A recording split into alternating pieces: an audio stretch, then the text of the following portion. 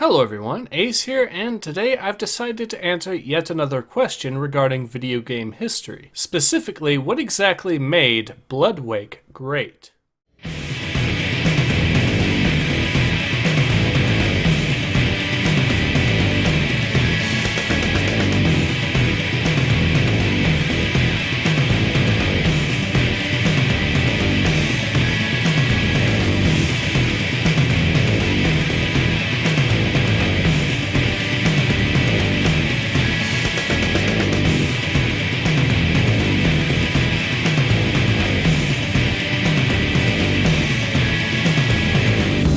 Released in late 2001 exclusively for the Xbox, and being one of Microsoft's first platinum hits, Bloodwake has become a relatively obscure title over the years due to a lack of any sequels or spin-offs for the IP, but that isn't to say that the game should be ignored or overlooked, as in truth it is a legitimately one-of-a-kind game, and it is perhaps the unique nature of this particular title that made it a great game. That isn't to say that the ideas that go into the game are completely original, however. In fact, Bloodwake wears its inspirations on its sleeves, the most notable being Twisted Metal and Crimson Skies. That said, taking gameplay mechanics from the former and the mission structure from the latter and combining them in a truly naval setting did nevertheless make the game stand completely apart from both inspirations in its own way, making Bloodwake one of those truly rare cases of a game where there's nothing else quite like it out there, but it nevertheless still manages to be a genuinely fun game, which makes longtime fans wish for a proper sequel. That's not to say, however, that Bloodwake has made absolutely zero impact on the industry as a whole. In fact, I would argue that the second thing that has made the game great was that it was a key title that helped build up the Xbox reputation as a console geared around combat-themed games rather than platformers, which up to that point had been the norm for consoles in general. Of course, Bloodwake is not the only game to help build up such a reputation for the original Xbox, as of course Halo is the far more famous example for most people today.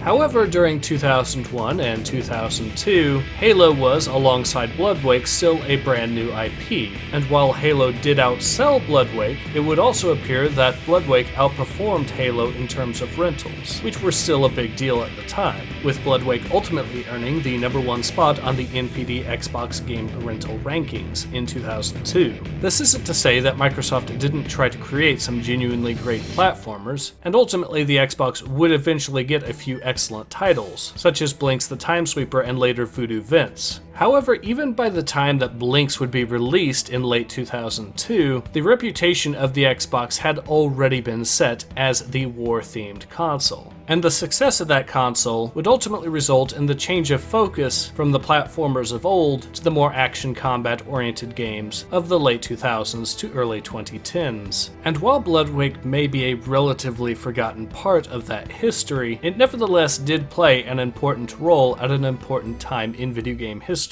And I hope you'll agree when I say that Bloodwake is great.